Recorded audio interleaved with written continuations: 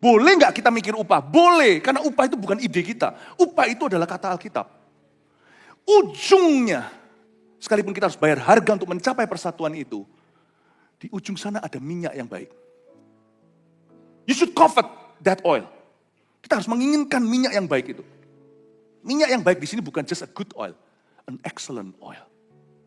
Baik di sini bukan good, tapi best, terbaik. Seperti minyak yang baik di atas kepala meleleh ke janggut, yang meleleh ke janggut Harun dan ke leher jubahnya. Seperti embun gunung Hermon yang turun ke atas gunung-gunung Sion, ujungnya ada embun. Persatuan itu ziarah. Kita harus berusaha ke sana secara individu maupun secara bersama. Karena persatuan itu terdiri dari individu-individu yang mau bersatu. Saya tahu, persatuan itu dua sisi. It takes two to tango. Dibutuhkan 2 orang untuk menari, dibutuhkan 2 orang untuk boxing. Kadang-kadang persatuan tidak bisa tercapai because it's not up to you. Makanya Paulus menambahkan, di Perjanjian Baru dalam tulisan dalam suratnya dia berkata, kalau itu tergantung padamu, hiduplah damai dengan semua orang. Karena dia tahu, tidak selalu tergantung kita.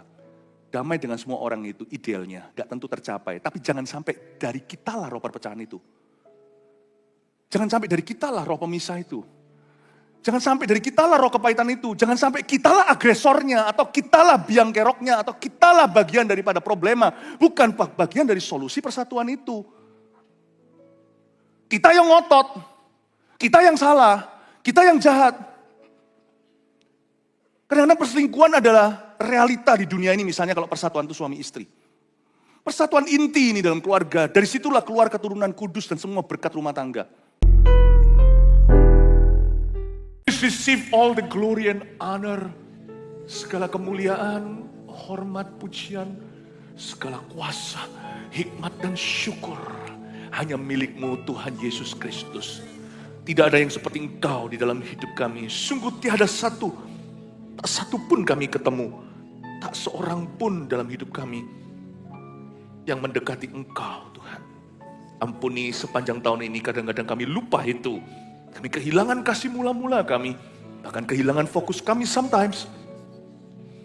You are such a forgiver. Kau mengampuni, memaafkan kami semua. Kami masuk ke hadirat-Mu karena anugerah. Dan kami akan memasuki tahun yang baru juga dengan anugerah pula.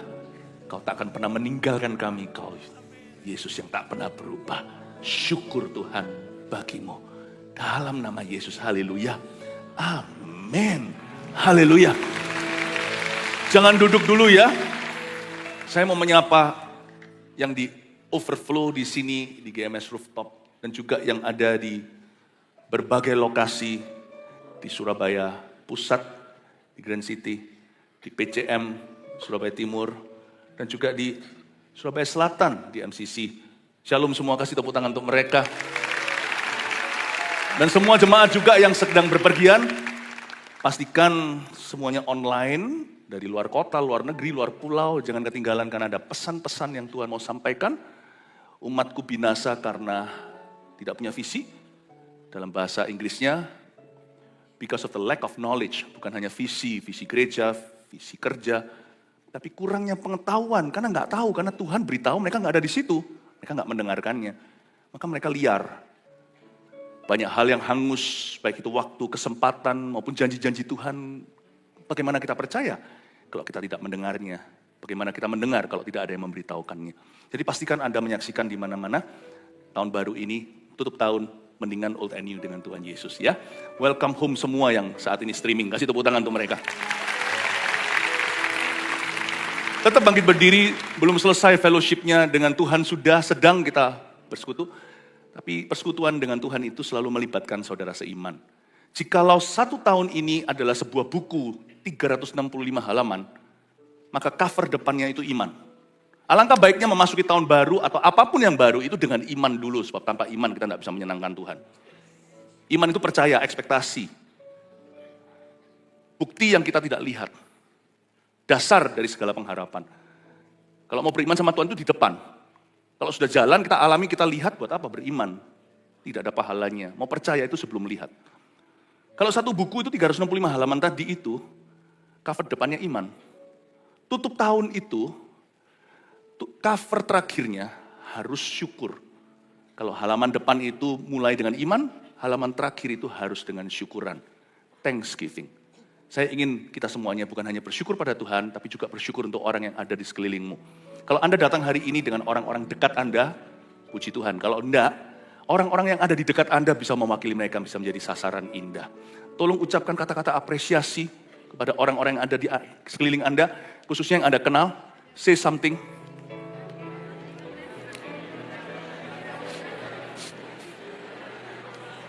Nggak apa-apa, saya kasih waktu, saya tunggu. Jangan terburu-buru. Memuji Tuhan jangan tergesa. Jangan tergesa pula ketika Anda memuji keluarga atau memuji temanmu. Lanjutkan kalau masih ada. Kalau mau keluar sedikit dari kursinya, nggak apa-apa kalau ada di duduk depan. Haleluya, kita kasih tepuk tangan untuk Tuhan. Praise Jesus. Silakan duduk. Mau duduk mana kalian? Pasti? Boleh?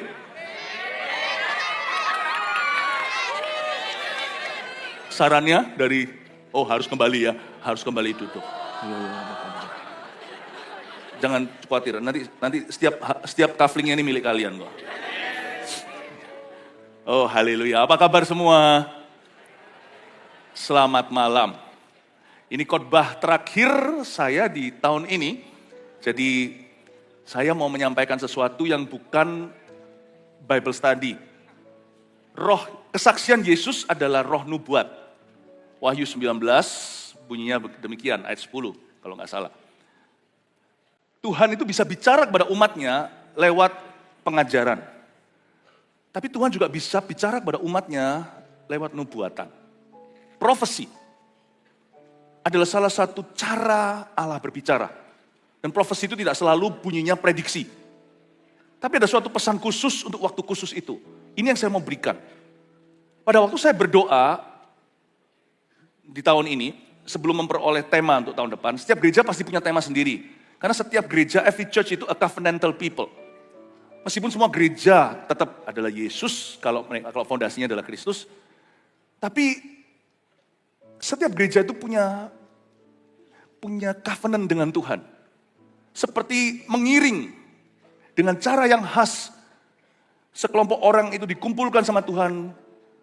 Maka mereka kaum Simeon, kaum Yehuda, panji-panji mereka itu bukan berupa perpecahan.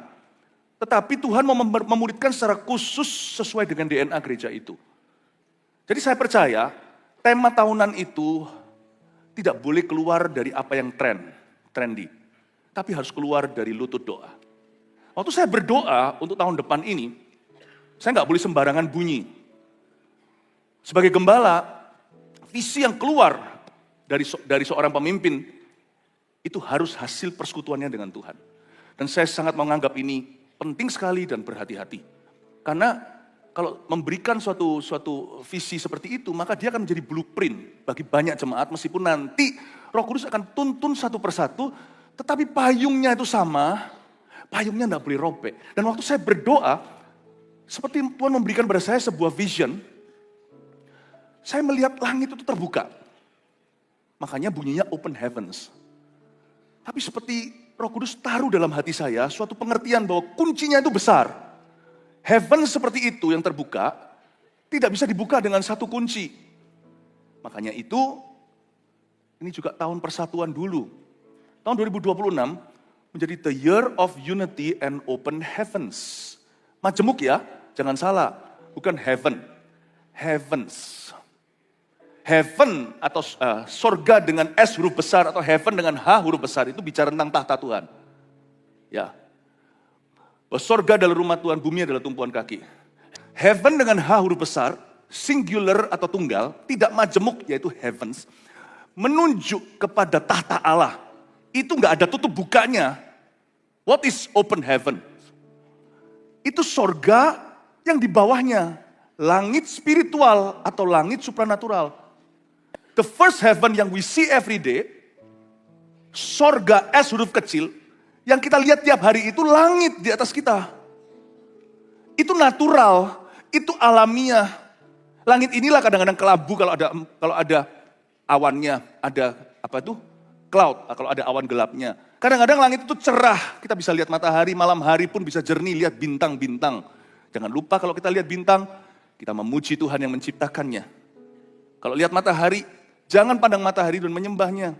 Don't worship the sun, but worship the Son of God who created the sun. Sembahlah anak Allah yang menciptakan matahari, sang surya. The first heaven, sorga pertama itu bukan sorga sama sekali, itu alami, itu ciptaan Allah, bumi dan langit. Sorga kedua itulah yang spiritual, di mana Daniel menunggu 21 hari untuk jawaban doa. Padahal dari dulu langitnya ya sama, langit Babilonia. Tetapi ada sesuatu yang beda bagi umat Tuhan dengan orang-orang fasik, umat pilihan dengan orang-orang biasa yang tidak dipilih Tuhan. Ada perbedaan antara orang benar dan orang fasik. Itu yang membedakan bukan first heaven atau sorga pertama, second heaven. Makanya Paulus berkata, ada seseorang, dia terlalu humble untuk mengaku itu dirinya. Dia nggak ngaku-ngaku, dia berkata, ada seseorang yang dibawa Tuhan ke sorga. Dia dibawa ke tingkat 3. The third heaven, itu semuanya ada di dalam Alkitab. Ini bukan sesuatu ngeroh yang saya ciptakan. Tapi saya mau jelaskan sebelum visi ini saya jabarkan. Open heavens. Sorga yang pertama itu, the sky, langit. Tapi kalau orang beriman percaya bahwa even the sky is not my limit. Bahkan langit pun bukanlah batasku. Third heaven, yang di atas itu masuk ke tahta Allah. Paulus tidak bisa menceritakan apa yang dia lihat. Dia hanya berkata bahwa orang itu gara-gara penglihatan itu dikasih duri dalam daging supaya dia humble, supaya dia jangan sombong, supaya jangan merasa superior daripada orang Kristen yang lainnya. Dia rasul itu karena tugas khusus merintis gereja-gereja, mendirikan gereja-gereja dan membawa Injil sampai ke bangsa-bangsa. Dia nggak lebih spesial dari orang yang lain. Dia dikasih duri dalam daging. Nah, yang saya sebut open heavens di sini adalah sorga kedua itu loh. The spiritual sky. It's open. 21 hari yang lalu, tertutup rapat sekali. Sampai Gabriel datang ke Daniel dan berkata, doamu sudah dijawab, tapi aku perangi dulu itu di langit kedua. Dan ketika itu dibuka Tuhan, ini jawabannya. 21 hari kemudian. Ini yang saya sebut, ini saya kasih kata majemuk, karena second heaven tersebut, spiritual sky. Langit rohani tersebut, itu seringkali disebut secara majemuk di dalam Alkitab. Heavens. Jadi nanti orang yang ikut, yang mendengarkan khotbah saya hari ini, sharing pesan gembala, atau seperti Nabi bersabda, Tuhan bicara lewat nubuat, roh kesaksian Yesus adalah roh nubuatan, Anda pasti tidak akan menyebutnya open heaven. Open heavens. Coba katakan kanan kirinya tapi jangan nyemprot. Kata, open heavens. Ya. Nanti bedanya di situ. Kalau yang nggak mendengarkan nanti akan bilangnya open heaven. Agak beda sedikit. Tahun 2026 adalah the year of unity and open heavens. Nanti saya akan jelaskan implikasinya apa dan janji Tuhan apa. Meskipun kesaksian Yesus hari ini adalah roh nubuat, tapi dalam nubuatan tetap terkandung pengajaran sehat. Tahun persatuan dan sorga yang terbuka. Katakan tahun persatuan dan sorga yang terbuka. Nah sekarang ngerti ya, sorga yang dimaksudkan di sini bukan sorganya Tuhan itu buka tutup. Emangnya kita ini siapa GMS yang bisa buka sorga itu? Nggak bisa, langit tetap sama. Kalau hujan, tolong cepat-cepat ambil jemuran, sekalipun kita orang pilihan. Karena kalau hujan, orang benar, orang salah, semuanya tetap basah. Amin. Mari kita sekarang, saya ingin kita untuk mengerti dulu, apa artinya the year of unity, tahun persatuan, katakan tahun persatuan. Saya akan bahas dari persatuan dulu, baru ke open heavens-nya. By the way, bukan berarti kalau tema tahun ini sudah kandas. Tahun ini 2025 disebut sebagai tahun kemenangan dan berkat internasional. The year of victory and international blessing. Waktu saya mendapatkan ini, saya belum curiga, tapi waktu jalani saya langsung tahu. Ternyata kalau Tuhan bilang atau sebut tahun kemenangan, hati-hati itu juga berarti tahun peperangan. Mana ada menang kalau nggak ada kompetisi. Makanya tahun ini kan, siapa di sini yang tahun ini hidupnya mulus sekali? Seperti wajah artis Korea. Nggak ada, kita gelonjalan iya. Tahun ini siapa yang hidupnya tidak mulus sama sekali? Up and down-nya. Oh, saya nggak sendirian ternyata. Semua kita, saya juga. Dan kita mengalami sebagian kemenangan tahun ini. Sebagian lagi adalah kemenangan yang tertunda. Memang temanya berubah, bukan lagi tahun kemenangan. Tapi Yesus sang pemenang itu tidak pernah berubah, mau tahun apapun juga. Jadi tahun depan, Kemenangan itu terus berlanjut karena kemenangan adalah tema Alkitab. Berkat internasional saya mendapatkan banyak sekali kesaksian dari jemaat yang mengalami ini itu. Berbahagialah mereka yang tahun ini sungguh-sungguh mempersiapkan diri bukan hanya pasporan. Anak-anak muda contohnya belajar bahasa. Ketika kita masuk ke dalam satu tool yang tersedia di dunia secara alami dan kita beriman untuk itu, perkara-perkara rohani pun dibuka. Waktu anak kami utus ke Taiwan untuk belajar 3 bulan Chinese di situ. Ternyata justru bukan hanya belajar bahasa, tapi mengalami pemakaian Allah di antara gereja-gereja di sana. Awal mula mungkin agak berdebat. Kenapa kok bertele-tele setelah lulus, kok masih harus pergi lagi? Aku sudah mau siap untuk terjun payung di sini.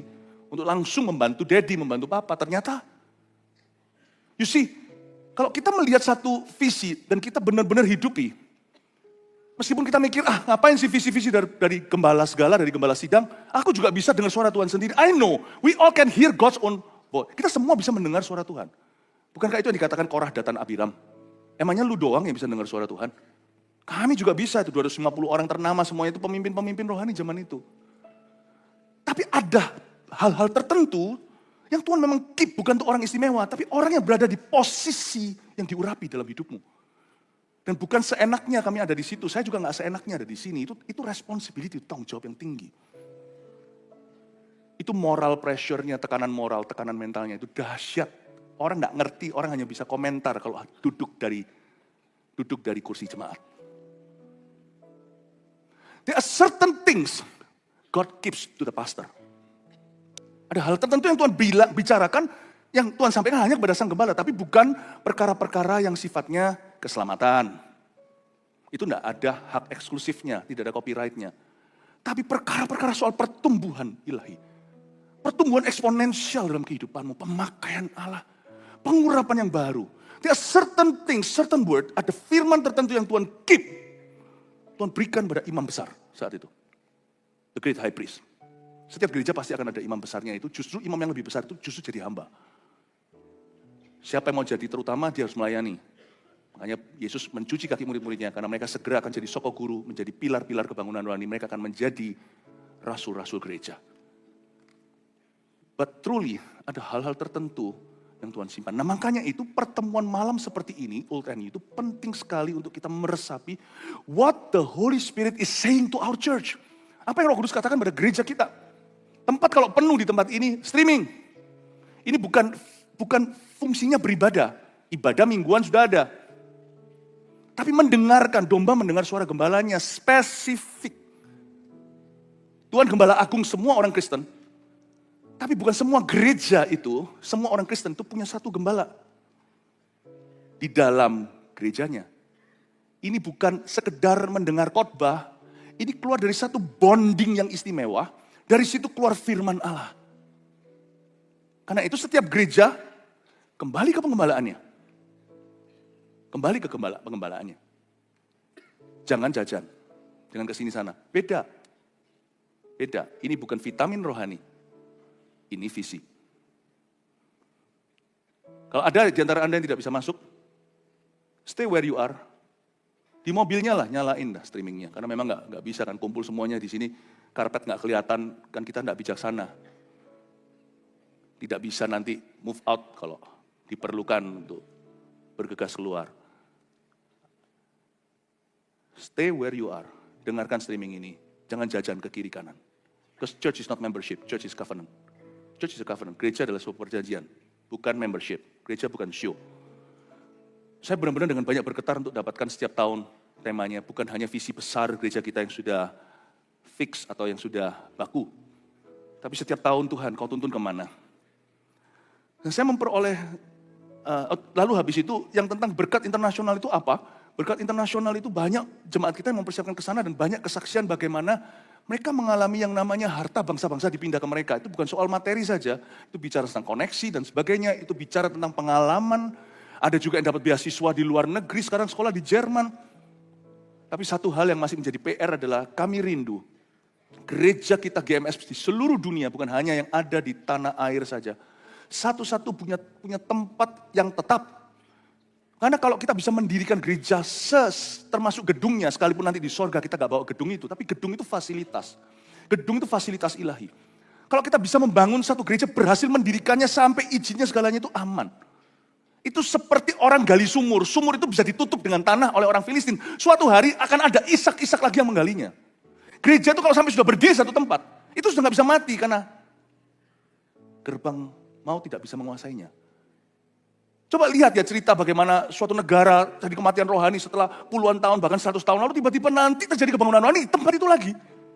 Sumur itu masih ada airnya. Berkat internasional itu hati kami itu saat ini sampai menjerit dan masih berusaha.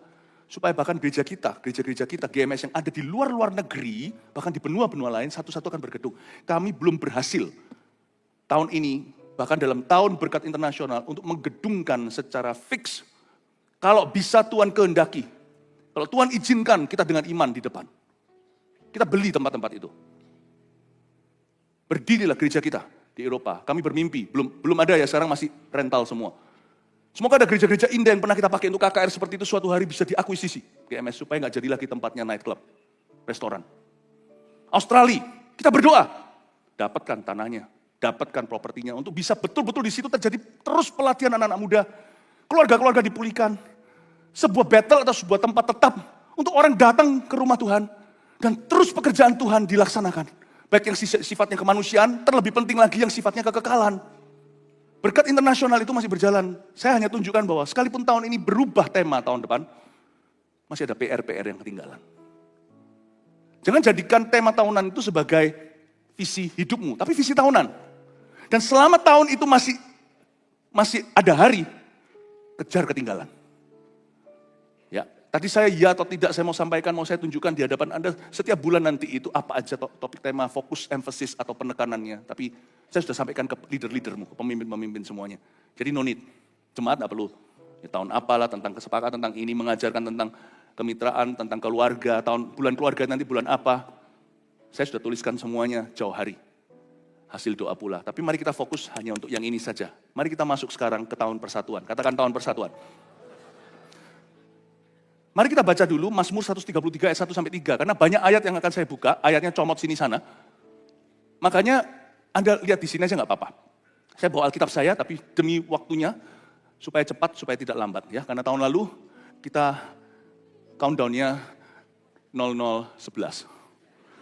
Jadi nanti semoga 0000 berarti kita 11 menit lebih early tutup tahunnya. Ya, oke. Nyanyian ziarah Daud. Sungguh alangkah baiknya dan indahnya apabila saudara-saudara diam bersama dengan rukun. Berhenti di situ, saya jelaskan dulu. Ternyata persatuan itu adalah ziarah. Karena kita perlu berusaha untuk ke sana. Bahkan perlu bayar harga. Persatuan itu tidak terjadi secara instan. Kadang-kadang bukan hanya berkeringat, tapi perlu berdarah-darah. Nyanyian ziarah Daud. Untungnya hati Daud, seorang yang berkenan pada Allah, yang menuliskan apa itu persatuan. Karena Daud tahu apa itu perpecahan. Daud tahu apa itu dianiaya. Bukan ani-ani tadi, aniaya. Makanya nyanyian ziarah. By the way, nanti kalau Tuhan izinkan, bulan 11 tahun depan, 2026, saya akan ajak jemaat yang mau retreat bersama dengan kami ke Israel. Ya, you're welcome to join. Bisa ziarah ke situ, retreat ke tempat yang bagus, bukan ke tempat gunung kemana, tapi retreat langsung di tempat sejarah. Nyanyian ziarah Daud, sungguh alangkah baiknya dan indahnya, Tuhan memandang itu baik dan indah, bukan manusia saja. Karena ini firman Tuhan, sungguh alangkah baiknya dan indahnya apabila saudara-saudara diam bersama dengan rukun. Seperti minyak yang baik di atas kepala meleleh ke janggut, yang meleleh ke janggut Harun dan ke leher jubahnya. Persatuan itu suatu goal. Kita kan sekarang punya yang namanya couple goal, business goal, apalagi orang yang biasanya punya goal, friendship goal atau apalah, body goal ya, body goal. Nah, tadi kan sudah kelihatan yang skin goal-nya tadi tiga ambasador cantik-cantik Q, termasuk Bu Sam di situ. Tahukah dari semua goalmu tahun depan, jadikan persatuan adalah sebuah goal yang penting. Karena ujungnya itu ada reward-nya. Boleh nggak kita mikir upah? Boleh, karena upah itu bukan ide kita. Upah itu adalah kata Alkitab. Ujungnya, sekalipun kita harus bayar harga untuk mencapai persatuan itu, di ujung sana ada minyak yang baik. You should covet that oil. Kita harus menginginkan minyak yang baik itu. Minyak yang baik di sini bukan just a good oil, an excellent oil. Baik di sini bukan good, tapi best, terbaik. Seperti minyak yang baik di atas kepala meleleh ke janggut, yang meleleh ke janggut Harun dan ke leher jubahnya. Seperti embun gunung Hermon yang turun ke atas gunung-gunung Sion, ujungnya ada embun. Persatuan itu ziarah. Kita harus berusaha ke sana secara individu maupun secara bersama. Karena persatuan itu terdiri dari individu-individu yang mau bersatu. Saya tahu, persatuan itu dua sisi. It takes two to tango. Dibutuhkan 2 orang untuk menari, dibutuhkan 2 orang untuk boxing. Kadang-kadang persatuan tidak bisa tercapai because it's not up to you. Makanya Paulus menambahkan, di Perjanjian Baru dalam tulisan dalam suratnya dia berkata, kalau itu tergantung padamu, hiduplah damai dengan semua orang. Karena dia tahu, tidak selalu tergantung kita. Damai dengan semua orang itu idealnya, gak tentu tercapai. Tapi jangan sampai dari kita lah roh perpecahan itu. Jangan sampai dari kita lah roh pemisah itu. Jangan sampai dari kita lah roh kepahitan itu. Jangan sampai kita lah agresornya, atau kita lah biang keroknya, atau kita lah bagian daripada problema. Bukan bagian dari solusi persatuan itu. Kita yang ngotot, kita yang salah, kita yang jahat. Kadang-kadang perselingkuhan adalah realita di dunia ini, misalnya kalau persatuan itu suami istri. Persatuan inti ini dalam keluarga, dari situlah keluar keturunan kudus dan semua berkat rumah tangga. Tapi kita juga tahu ya, zaman ini juga ada seperti Hosea, baik itu suaminya atau istrinya yang salah. Yang satu benar, yang satu mempertahankan, yang satu memang niatnya ke sana. Sometimes rumah tangga pun tidak bisa dipertahankan dan akhirnya kandas. Bukan salah 2 orang, salah 1 orang. Meskipun dua-dua kalau dilihat salah kecil-kecilnya pasti ada, tetapi salah besarnya itu pasti 1 orang. Dan yang kayak begitu gimana? Ya nggak bisa apa-apa. Makanya Paulus berkata, sebisa mungkin kalau itu up to you, kalau tergantung padamu, hiduplah damai dengan semua. Tapi dia tahu secara realistis, tidak tentu bisa. Pastikan motivasimu di hadapan Tuhan itu betul, pastikan motivasimu bersih. Pastikan kau hidup bagi Kristus di dalam hatimu. Sebab kayak beginian tidak bisa diperdebatkan. Hati tahu sendiri, you're in the wrong or you're in the right. Anda berada di posisi yang salah, hatimu sedang salah atau hatimu sedang benar. Tetapi dari kita yang menyadari pentingnya persatuan, kita harus jadikan persatuan itu goal hidup kita. Salah satu goal tahun 2026. Dalam segala sesuatu, dalam pelayanan, pekerjaan, dalam bisnis, di kantor, dalam keluarga apalagi, dalam pernikahan, orang tua dan anak, hati bapak kembali ke anak, hati anak kembali ke bapak. Kita harus mengusahakan persatuan. Persatuan itu ziarah. Persatuan itu suatu goal yang harus kita capai. Itu harus suatu goal yang kita capai. Karena kita tahu, meskipun berdarah-darah, untuk mencapainya ada harga yang dibayar, tapi ujungnya itu ada minyak yang baik. Katakan minyak yang baik. Sudahlah, kalau Tuhan bilang ada minyak yang baik, nggak tahu itu implikasinya apa, percaya dulu, there is a good oil. There's an oil that will not be yours unless you're united. Ada minyak tertentu yang tidak akan pernah menjadi milikmu kecuali kau bersatu. Tidak akan ada. Ada minyak tertentu yang ada pada keluarga lain, anak-anak orang lain, yang tidak akan ada pada anakmu kalau pernikahanmu runtuh. Akan ada satu minyak yang baik, padahal ini soal ministry yang akan turun ke anak cucumu. Kalau kau menabur persatuan dalam rumah Tuhan, kau tidak akan menuai perpecahan dalam rumahmu. Akan ada minyak yang baik yang tidak akan kau miliki, kecuali kalau Anda ngotot jadi agen persatuan itu. Bukan pemisahan, atau perpecahan, atau gosip, atau kepahitan, atau pemecah belah. Kalau kita dari sisi yang agresif persatuannya, lebih baik aku dirugikan daripada aku mengkamirkan. Kalau Anda kayak gitu, Tuhan akan melihat dari surga dan berkata, alangkah baiknya orang ini, alangkah indahnya. Minyak baik akan kuturunkan dalam keluargamu. Saya tidak tahu minyak baik itu apa. Saya tidak selalu akan investigasi berkat Allah itu apa. Saya percaya pada sang pemberi berkat. Kalau dia berkata itu ada, itu ada. Dan kalau itu Tuhan berkata itu tidak ada, tidak ada. Kalau ini adalah syaratnya, itu syaratnya. Saya belajar kenal Tuhan mentah-mentah. Seperti minyak yang baik di atas kepala meleleh ke janggut, yang meleleh ke janggutan Harun dan leher jubahnya. Seperti embun gunung Hermon yang turun ke atas gunung-gunung Sion. Coba, mari kita baca kalimat terakhir di ayat 3. 2-3. Sebab kesanalah Tuhan memerintahkan berkat kehidupan untuk selama-lamanya. Ada satu kalimat.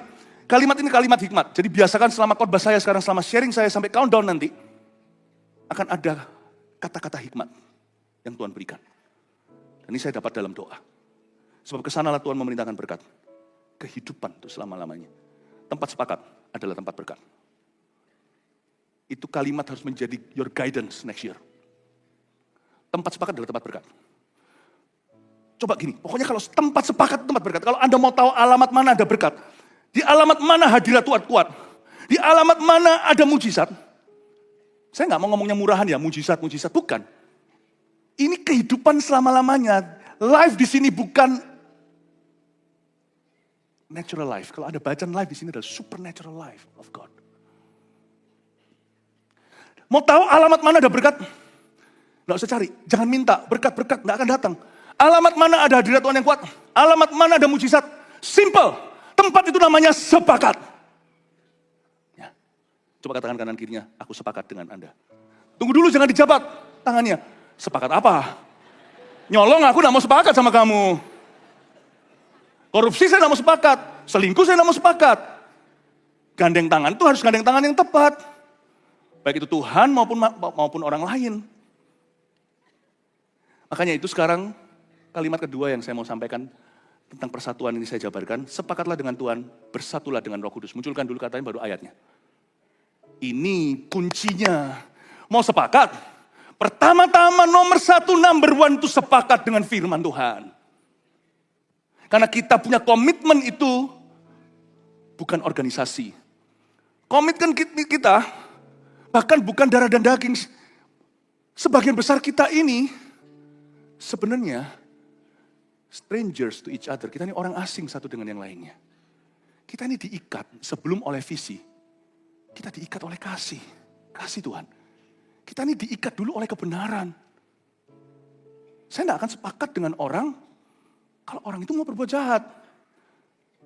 Karena Tuhan berkata, kamu kalau mau mengasihi aku, kamu harus mengasihi aku, membenci ayah ibumu. Bukan disuruh benci papa mama lo ya. Kalau papa mama ajari you untuk nyembah berhala, saat itulah terapkan firman ini. Bukan membenci mereka kepahitan, lalu berbuat jahat. Bukan, tapi kita berani berdiri pada sisi Tuhan, sekalipun dianggap pengkhianat. Karena kita tahu kepada siapa number one, kita harus sepakat. Sepakatlah dengan Tuhan. Bersatulah dengan Roh Kudus. Waktu saya berdoa, kalimat ini kuat, beritahukan kepada jemaat. Suruh mereka sepakat dengan Tuhan.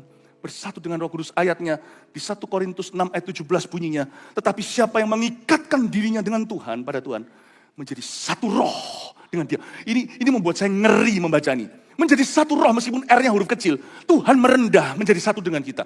Menjadi satu roh, kita bukan jadi Roh Kudus. Tapi Roh Kudus menjadi satu dengan kita.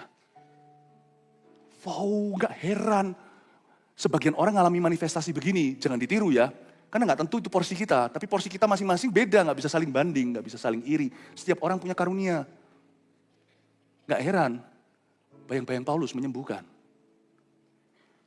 Saya itu kepingin hidup di zaman itu, mau lihat sih bayang-bayang Petrus itu, sungguh-sungguh berupa wujudnya itu Simon Petrus atau sebenarnya wujudnya Yesus ya.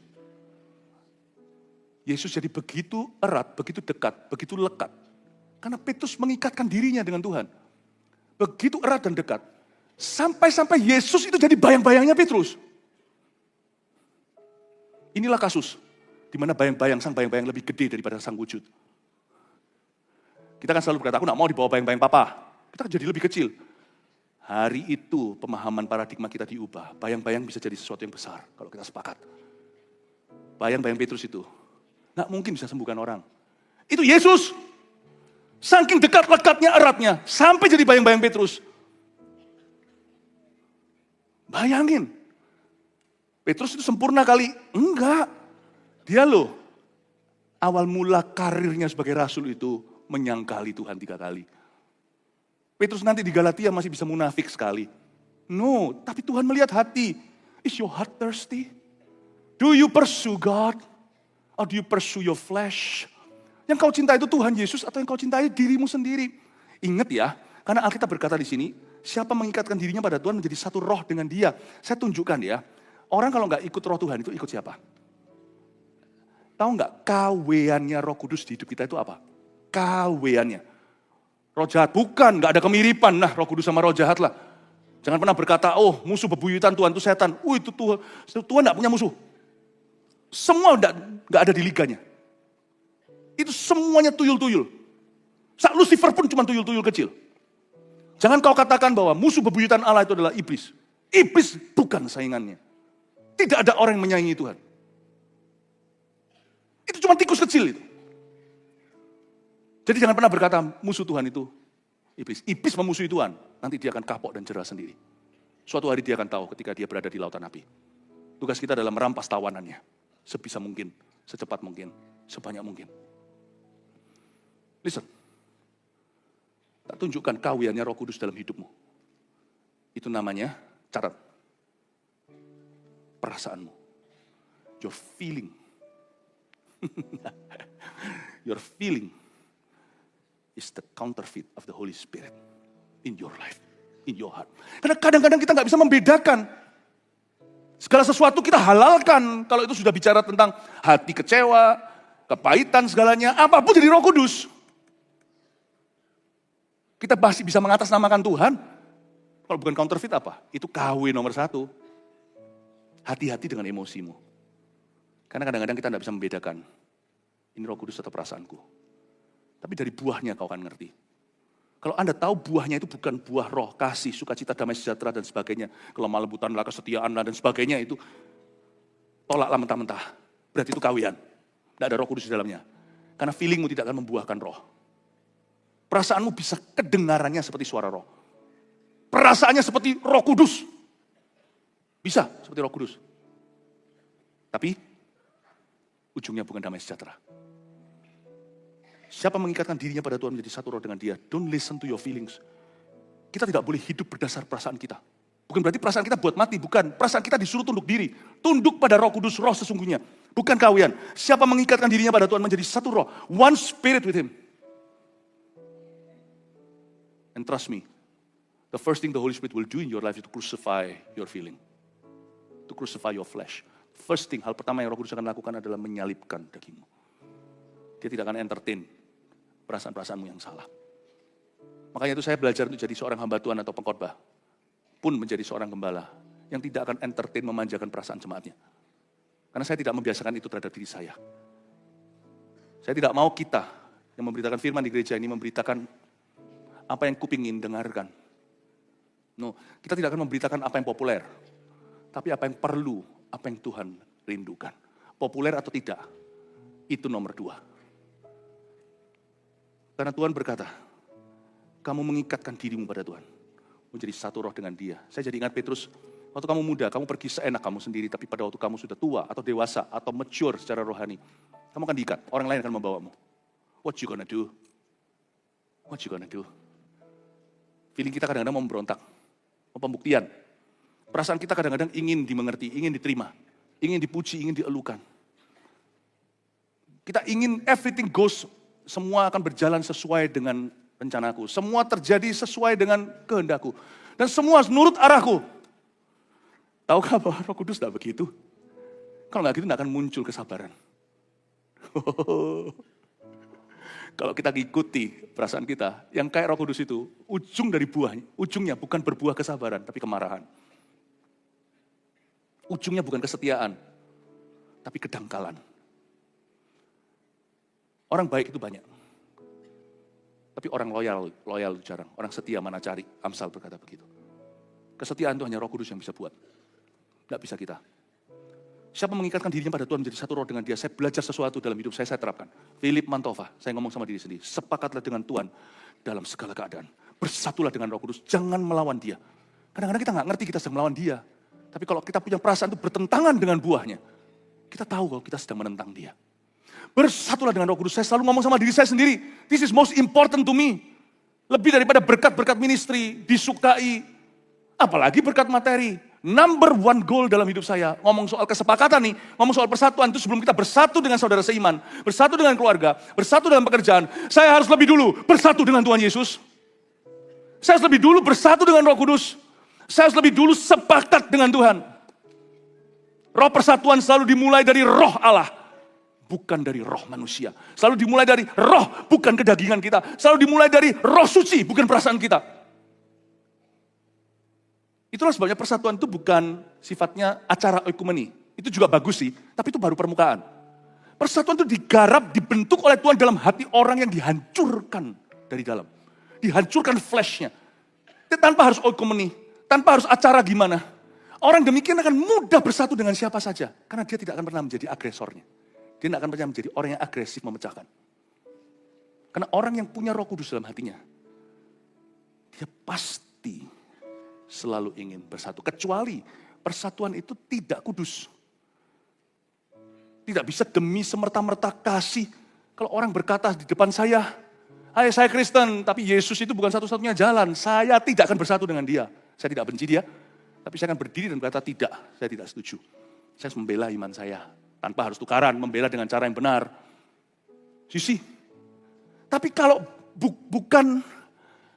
kalau Yesus, siapa Yesus, tidak menjadi perbedaannya, saya dengan mudah bisa bersatu dengan siapapun juga. Bahkan di luar konteks agama, kalau saya ketemu sama orang di luar sana itu, saya lebih cinta damai daripada suka tukaran sama orang. Kalau bisa cari teman, kenapa cari musuh? Meskipun dia nggak jadi saudara seiman, karena dia tidak punya Tuhan yang sama dengan aku. Tapi bersatu di level manusiawi, orang yang rohani juga pasti akan pro ke situ. Saya nggak mungkin akan ikut-ikutan terus memecah belah. Lagi panas-panasnya netizen misalnya, tuh saya menjadi salah satu yang lempar bumbu, lempar api, lempar minyak. Saya nggak akan jadi gitu. Kalau orang itu secara rohani itu benar-benar dipimpin Roh Kudus. Dia di dunia alami pun, dia pasti menjadi agen pemersatu. Tapi dia tahu, ini pemersatu di dalam tingkat nasional, dalam tingkat kemanusiaan. Lebih dalam dari itu, dia tahu bahwa dia beda secara fundamental dengan orang-orang itu. Jangan pernah berkata, nggak apa-apa doa pakai cara apa saja. Saya semuanya sama kok, ke Tuhan yang sama. Saya tidak akan berdoa, saya kasih melek. Tapi saya tidak akan nantang, saya akan melek. Saya akan tunjukkan bahwa saya beda demi Tuhan saya. Kita harus mengerti kali ini persatuan itu maksudnya apa. Tapi intinya, garis besarnya, orang yang dihuni Roh Kudus sininya, pasti ingin merangkul orang. Tidak mungkin ingin membuang orang. Ini loh. Bukan ini. Ini. Amin. Coba ngomong kanan kirinya. Tolong ini dibikin six pack. Tapi nomor satu ingat ya, sepakat dengan siapa dulu? Dengan Tuhan. Bersatulah dengan Roh Kudus. Sekarang saya tunjukkan, apapun kita bisa hadapi kalau kita bersatu. Sungguhan. Apalagi dalam Tuhan. Apapun kita hadapi. Asal kita bersatu dalam Tuhan, munculkan kalimatnya. Apapun bisa kita hadapi. Bisa kita hadapi bersama. Ini berlaku untuk keluarga. You see, asal Anda dan keluarga Anda, baik Anda kepala keluarga atau Anda penggagas persatuan, misalnya anak, udah lama, ayolah daripada kita geger, kita doa sama-sama. Asal di dalam keluarga Anda, yang tidak sempurna itu, Tuhan tidak meminta orang sempurna untuk memulai sesuatu yang ilahi. Tuhan hanya minta orang yang mengerti kehendaknya, seperti Daud, seorang yang berkenan di hati Allah, seorang yang mengejar hati Tuhan. Kalau kita tahu itu maunya Tuhan, kita ngotot ke situ. Tuhan cuma cari orang yang punya kemauan, punya kerinduan, punya iman, punya pengharapan. Asal kita bersatu, ada orang yang benar-benar memperjuangkan persatuan itu, apapun bisa dihadapi loh oleh keluarga itu, oleh gereja itu, oleh perusahaan itu. Pengkhotbah 4, 9, dan 12 bunyinya. Berdua lebih baik daripada seorang diri, karena mereka menerima upah yang baik dalam jeripaya mereka. Ingat tadi ada minyak yang baik, ini ada upah yang baik. Berdua lebih baik daripada seorang diri. Bukan hanya bicara soal marriage atau pernikahan, tapi soal apapun. Karena konteksnya bukan soal nikah, konteksnya tentang hubungan atau relationship. Dan bila mana seorang dapat dikalahkan, dua orang kan dapat bertahan. Tali 3 lembar tak mudah diputuskan. Itu berarti ada Tuhan. Tuhanlah lembar ketiga, atau lebih tepatnya bisa-bisa Tuhanlah lembar pertama. Tali 3 lembar. Nggak bisa bahasa, saya mau ngomong cuklek lagi. Ngerti ya? Tidak bisa patah. Apapun bisa kita hadapi, asal kita bersatu. Keluarga bisa bangkit dari apapun juga. Keterpurukan apapun. Misalnya kebangkrutan yang kau hadapi, keluargamu hadapi. Asal Anda sekeluarga bersatu, bangkit pasti. 100% meskipun butuh waktu. Kadang-kadang gak perlu waktu, kadang-kadang Tuhan bisa mengubah ekonomi itu demikian rupa. Orang dunia bilang hoki, tapi orang beriman percaya itu keajaiban. keberuntungan atau lucky itu sebenarnya adalah mujizat Tuhan tapi tidak dibubui tanda tangan. Kita yang harus tahu diri siapa yang melakukan. Misalnya dari kecanduan, dari keterikatan. Asal keluarga itu bersatu, saya ngomong tentang keluarga dulu ya. Apapun bisa dihadapi, you can face anything, seriously. Tapi tidak boleh ada kepalsuan. Tidak boleh ada kebohongan. Harus ada kejujuran, ketulusan, ketransparanan. Di mana ada ketulusan, kejujuran, ketransparanan, ketika mereka berdoa di hadirat Tuhan, Tuhan akan melihat alangkah baiknya dan indahnya. Tuhan akan memerintahkan berkat ke sana. Kehidupan untuk selama-lamanya. Berkat yang Tuhan berikan tidak tanggung, tapi sifatnya langganan dan keterusan. Meskipun kadang-kadang tidak terjadinya secara instan. Tapi kalau Tuhan sudah berkata, berkat telah kuperintahkan, hai Daniel 21 hari pun kau tunggu. Tidak akan 21 tahun, kau akan melihatnya. 21 hari, 21 bulan, Tuhan tidak akan mengujimu beyond kesabaranmu. Tuhan tidak pernah menguji kita melebihi kekuatan. Asal kita bersatu, itu kalimat yang Tuhan berikan ke saya. As long as we are one. Tapi kuncinya di sini, dalam Tuhan. Apapun kebangkrutan tadi, keterikatan, stagnan. Nggak ada CG, nggak akan bertumbuh. Sungguhan itu. Tapi kalau CG tidak bisa bersatu dalam skala kecil seperti itu. Siapa merasa ngatur CG aja susah? Nggak gampang ngatur orang. Ngatur gereja juga tidak mudah. Apalagi ya kan. Tapi di mana ada hati, Tuhan akan kasih kemampuan, katakan amin. Bayangin kalau CG itu bersatu, nggak ada kata stagnan. Sungguhan, kadang-kadang ada orang yang harusnya tidak diselamatkan, bukan karena Tuhan tidak mengendaki dia selamat. Tapi orang itu susah, sulit sekali, dan butuh terobosan, butuh intervensi ilahi. Dan karena mereka berdoa bersatu mereka berdoa. Sesuatu terjadi, ada orang yang harusnya tidak diselamatkan tahun ini. Karena kalau lihat dari kulit katanya, terlalu tebal itu untuk disunat. Maaf. Tapi karena mereka berdoa, Anda jangan kaget, Saulus pun jadi Paulus.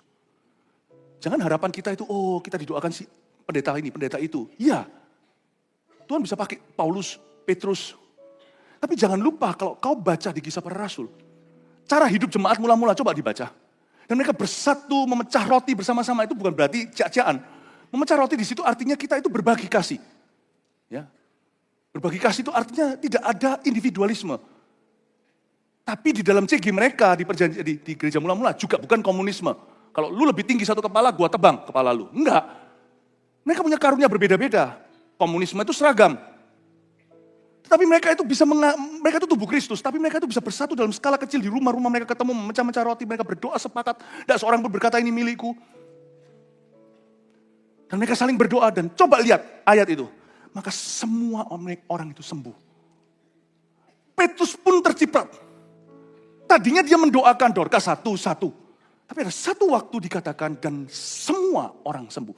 Petrus sudah tidak bergerak dalam urapan pribadi, tapi urapan korporat. Dia bukan lagi masuk dalam karunia, di 9 karunia di Korintus itu. Ada satu karunia namanya karunia iman. Ketika kita berdoa perlu beriman, tapi sudah bayang-bayangnya, sudah sapu tangan. Itu sudah masuk ke area yang lain. Area yang mirip. Kesembuhan bisa terjadi lewat karunia iman di Korintus 12. Tapi juga bisa masuk di dalam kategori the gifts of healing. Kalau Anda baca ya, dalam bahasa Inggrisnya atau bahasa Yunaninya, ada satu karunia dari 9 karunia itu, satu karunia itu disebut majemuk. Karunia kesembuhan. Atau lebih tepatnya karunia kesembuhan, healings. Itu sudah gak diimani lagi. Udah gak diimani. Itu udah goncangan. Itu sudah momentum. Itu seperti sebuah kegerakan. Itu seperti sebuah kebangunan. Seperti kolam Bethesda, orang nyemplung tidak perlu imani lagi, boom, langsung mereka itu sembuh.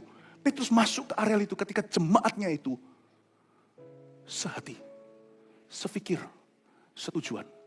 Hamba Tuhannya pun bisa berkali-kali lipat diurapi. Bukan karena dia hebat, tapi karena jemaatnya bersatu, erat. Kami sebagai misionaris akan kamsyali, akan berterima kasih dengan Anda. Karena pekerjaan kami jadi ringan ketika kami maju berperang. Ketika kami pergi ke kota mana, ke negara mana, ke benua mana, kami mencoba menghadapi orang-orang kuat. Orang-orang kuat di sini bukan manusia, tapi roh-roh jahat. Tapi ketika jemaat sepakat, tidak ada yang datang ke gereja itu cari kepentingannya. Tapi semua kita itu sungguh-sungguh ingin dipakai Tuhan. Tapi saya bersyukur, gereja kita jemaatnya gitu. Tadi ditanya satu persatu, ingat. Gak ada satupun yang minta materi, gak ada satupun yang minta apa. Satu-satu berkata, aku mau deket sama Tuhan. Puji Tuhan untuk jemaat ini. Sudah, langsung ke point one. Naik satu level lagi. Kita rindu pemakaian Allah atas gereja ini.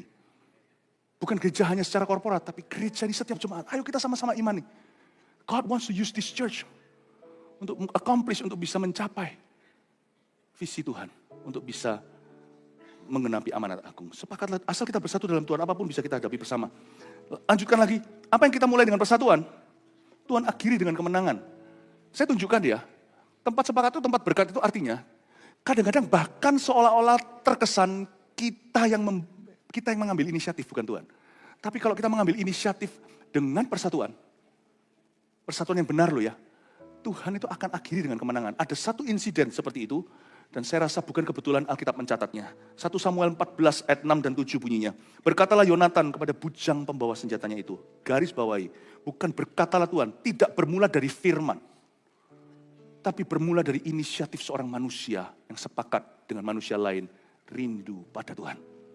Berkatalah Yonatan pada bujang pembawa senjatanya itu.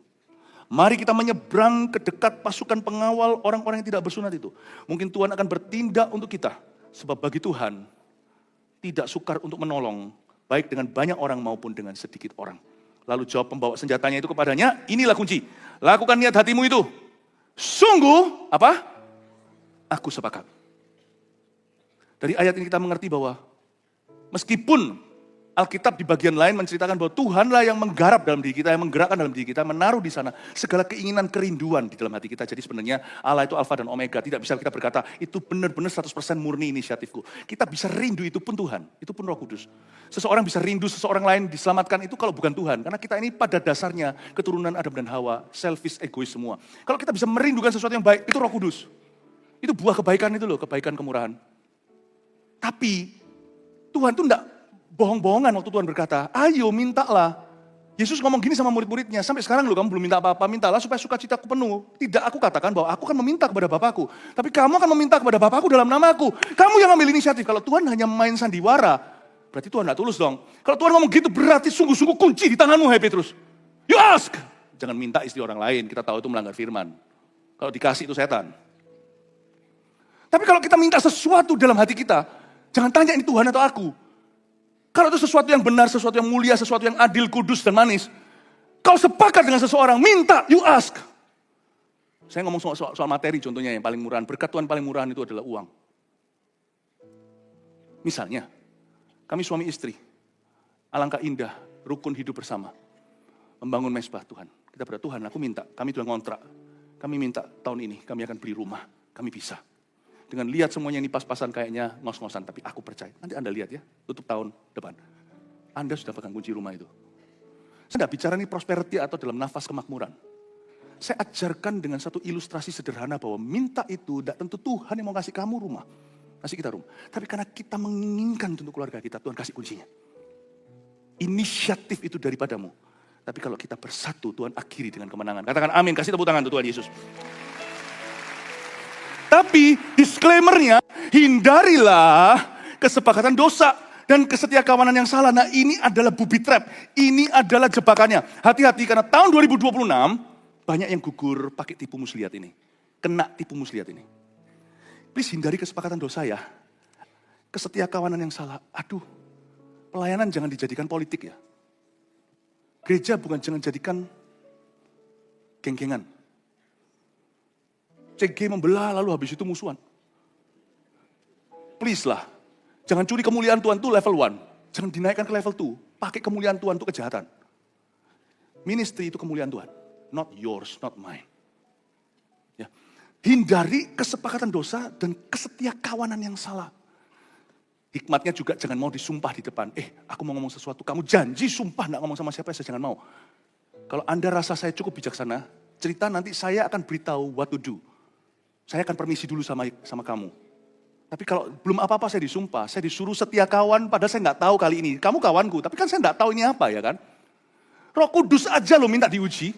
Ujilah segala roh. Itu Roh Kudus yang tulis Alkitab kan lewat jari jemari murid-muridnya. Test every spirit. Itu Roh Kudus berkata, even test me. Tuhan lo berkata di Maleakhi, ujilah aku kalau nggak tak buka tingkap-tingkap langit. Tuhan yang ngomong gitu. Kita jangan mau. Lalu kalau Anda merasa saya tidak cukup bijaksana, Anda terlalu khawatir untuk beritahu saya, mungkin saya alamat yang salah, jangan beritahu saya. Jangan terlalu rasa terlalu butuh, kepo atau ingin tahu. Dosa manusia pertama itu kepingin tahu itu loh jatuh. Nggak tahu nggak apa-apa kok. Percayalah, hidup itu lebih tenang kalau tidak pegang rahasia orang. Nah, kira-kira kenapa rambut saya semakin ubanan?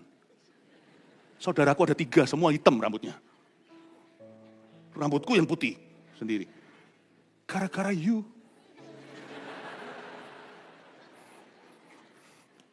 Cepat tepuk tangan untuk diri sendiri. Tidak. Bercanda. Jangan tepuk tangan. Just kidding.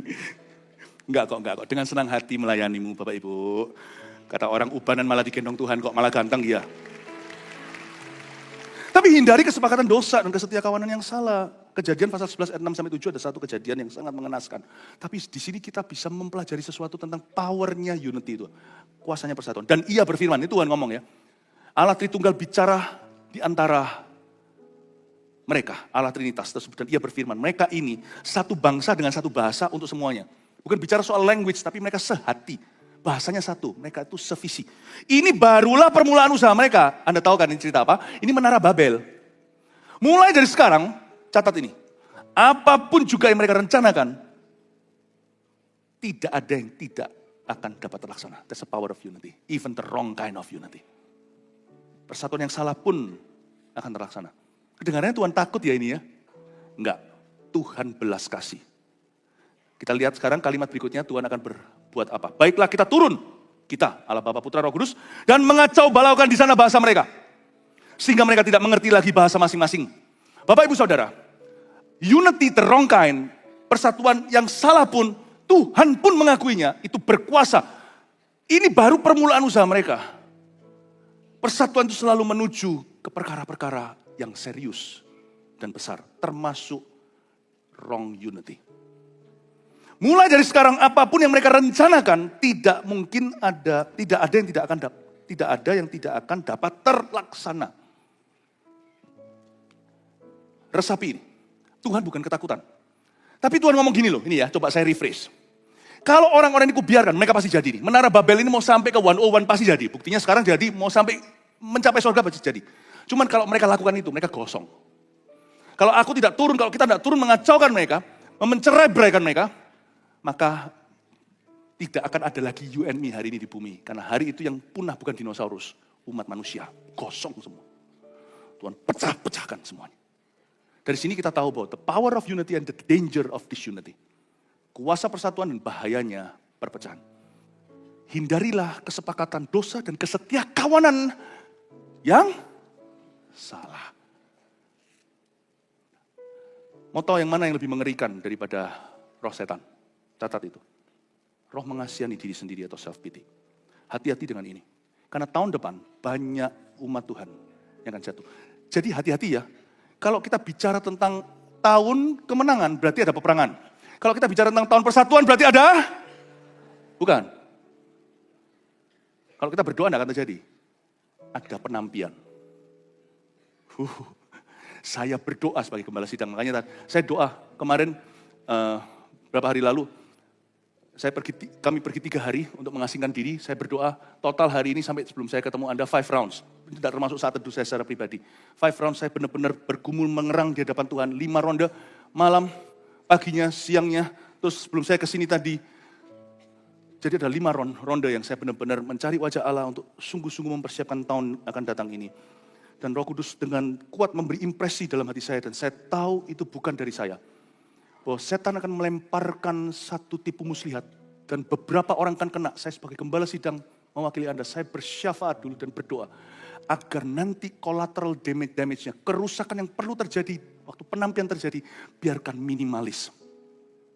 Kalau memang harus ada orang yang ketampi. Saya doa itu minimal sekali. Kalau bisa nggak ada. Tapi nggak mungkin. Pasti ada. Saya berdoa seperti Yesus berdoa bagi Petrus kan. Yesus sekarang ajari kami ini, rasul-rasul Injil untuk berdoa pula. Petrus, aku berdoa karena iblis menuntut untuk menampimu. Tapi aku telah berdoa bagimu supaya kamu kuat, dan ketika kamu kuat, kuatkanlah saudara-saudaramu. Saya berdoa itu supaya minimal. Karena kalau tahun kemenangan itu berarti harus ada peperangan lebih dulu. Kalau tahun persatuan itu berarti pasti ada penampian. Karena tidak semua orang akan mau bersatu. Hati-hati dengan self-pity. Spirit ini harus kau jaga. Karena lebih baik saya ketemu Lucifer langsung, lebih baik saya ketemu dengan satanis, gereja setan sekalipun, daripada saya ketemu yang ginian. Karena self-pity adalah counterfeitnya Holy Spirit. Hati-hati. Jangan bermental korban. Anda mau tahu kalau Anda ditampi atau tidak? Ada orang berkata semua gereja sama, izinkan saya bicara di level yang berbeda. Karena waktu di taraf tertentu Yesus bicara tentang perumpamaan. Tapi kepada murid-muridnya sendiri dia belak-belakan. Izinkan saya belak-belakan. No, not all churches are the same. Tidak semua gereja adalah sama. Semua mengajarkan Tuhan, yes. Tapi tidak semua gereja sama. Tapi it's not up to us. Waktunya belum tiba ketika nanti Tuhan akan memungut gandum lalang, itu bukan urusan kita. Urusan kita adalah dimurnikan. Jangan sampai kena tampi. Dan kalau Anda lihat orang lain sekeliling Anda mungkin kena tampi, jangan kau ikut-ikutan. Jangan duduk menggosip dengan orang. Jangan duduk bersama dengan orang yang suka menggosip. Detik kau berdiri, kaulah yang digosip oleh mereka. Hati-hati. Ketika kita melihat ada orang-orang, dan kalau saya bilang hati-hati, berarti dirimu dan diriku jangan jadi seperti ini.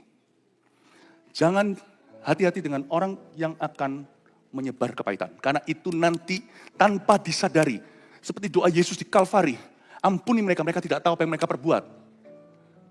Masih akan ada orang-orang yang tidak mengerti dosa ini dan akan melakukannya. Apapun alasannya, wrong is wrong. Salah adalah salah. Jangan jadi orang demikian. Dan jangan kau manjakan. Demi kesetiakawanan. Demi kesepakatan yang salah. Jangan kau benarkan dosa.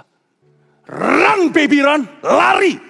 Seperti Potifar, tidak semua godaan itu seksual. Kalau seksual kita tahu kita dideketi prostitut. Kita dideketin sama tadi istri yang marah-marah. Kenapa sama ani-ani? Tapi yang gini orang gak ngerti. Istri pun kesedot di dalamnya, suami bisa kesedot di dalamnya. Be careful with bitter spirit. Karena Alkitab mengatakan itu akan mengacaukan banyak orang. Saya sebagai gembala sudah memberikan peringatan. But there will be people that will fall away. Dan Anda tahu Anda kena tampi atau tidak gampang kalau melihat dari sisi gereja. Lihat. Kalau misalnya ada orang bergabung dengan gereja tertentu, sekalipun dia berposisi tinggi, waktu dia bergabung dengan gereja A, tapi dia dimulai dari bawah, itu berarti orang itu dimuridkan, dan gereja itu berkenan pada Tuhan.